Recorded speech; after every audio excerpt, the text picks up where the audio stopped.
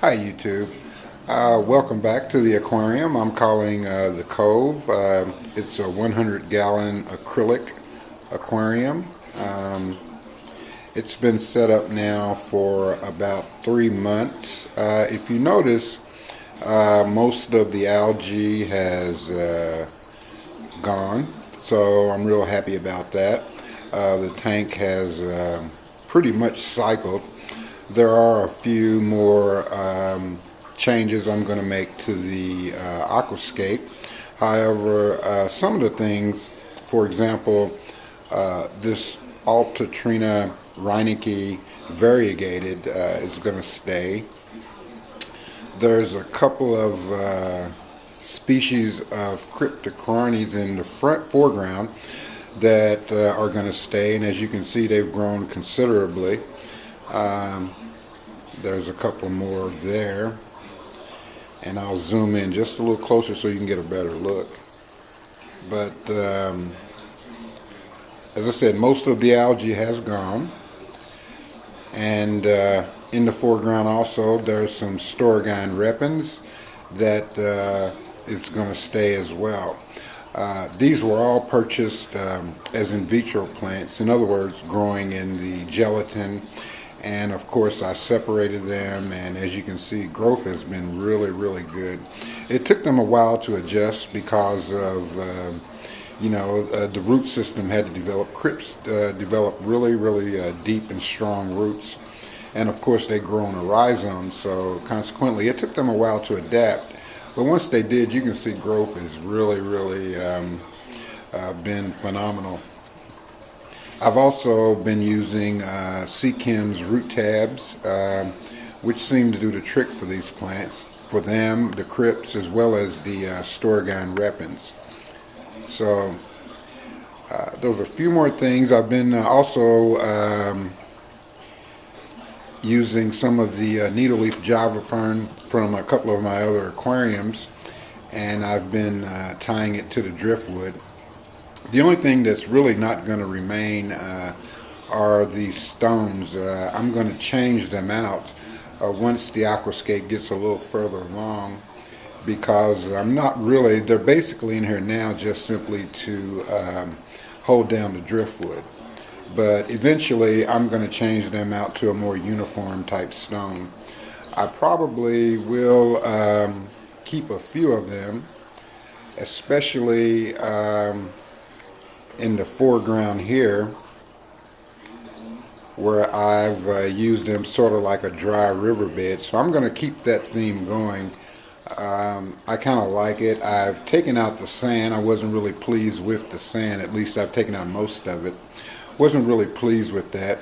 And also the background in this section I'm going to change. I'm not sure what I'm going to add, but definitely something. My initial thought was to use Belexia japonica, which is still growing here, but the Plecostomus that's in the tank has been chewing on it. So of course I'm going to have to remove him. Unfortunately, he's not going to be able to reside in this tank.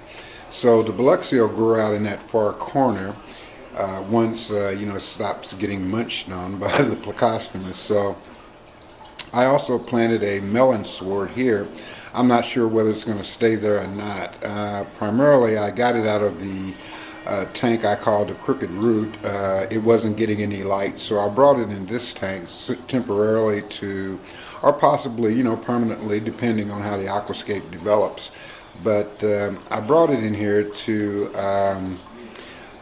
stay until I figured out a place that, perhaps here or somewhere else. But at any rate, it's there, and it's doing quite well. The Ludwigia is growing very well, and as well as the Rotala macranda, which has reached the surface of the aquarium. You can see it here.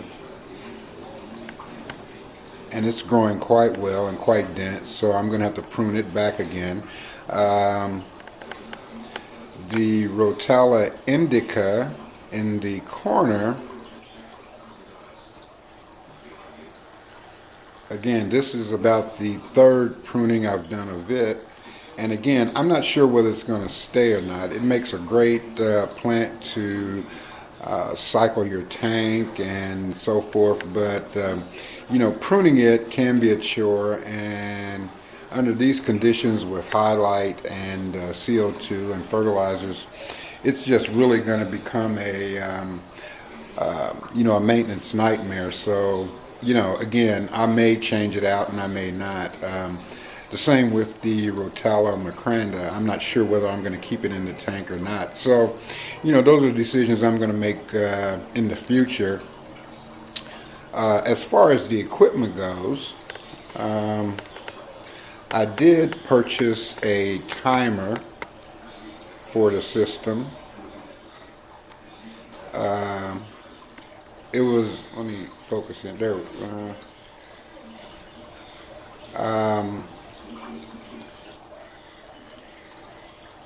Hold on, sorry about that, guys. Okay, it's an Azu timer. I got it from Dr. Foster's and Smith. I also purchased a it's an inline CO2 injector. I didn't want the CO2, you know, it was a hassle to have it inside the tank, so this is a better method of diffusing the CO2 throughout the tank. And so I decided to go with an inline CO2 diffuser.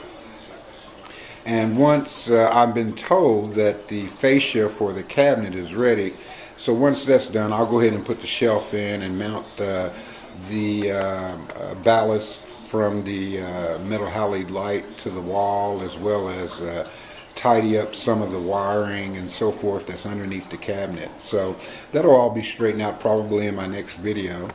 The other thing that I had some major concerns about were the heater. If you notice that it's no longer in the aquarium, or it's no longer visible in the aquarium, it is in here. I went with a 200 watt Eheim, primarily because it fit the aquarium. It was rated for the aquarium, so I went with that. The other thing I've added is a circulating pump, primarily to keep, you know, good circulation in an aquarium this size is very important. So I went with a MaxiJet 600, which seems to be doing the job, although it's ugly and it's not going to be permanent. I had it available. I was using it actually as a water pump or water changer. So I decided to keep it in the aquarium, and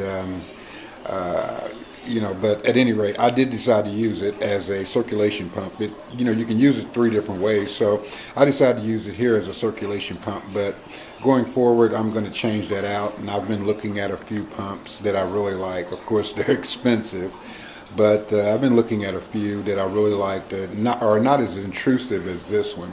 However, for the time being, since the tank is still going through its metamorphosis and, you know, to the final stages, I decided to leave it in the aquarium. So just want to give you guys a brief update on the aquarium. And if you notice the fish, I mean, these black lace angels have spawned several times. I mean, I am really, really happy with them. I mean, they're absolutely beautiful fish. The gold veil are supposed to be veil angels, which they are. You know, I initially bought 12. These are the remaining fish. There are 2 of the black lace left and 4 of the gold veils left. So, you know, I'm kind of happy. The golds have spawned as well, but you know, I'm not trying to raise angelfish, so I didn't really pay any. And then the tetras, of course, took quick delight in eating them all once they became free swimming.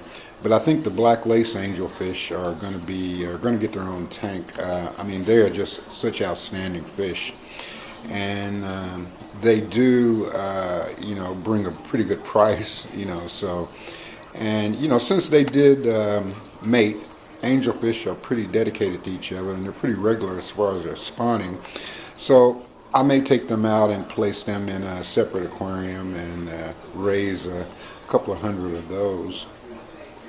So just wanted to give you guys a brief update of the tank.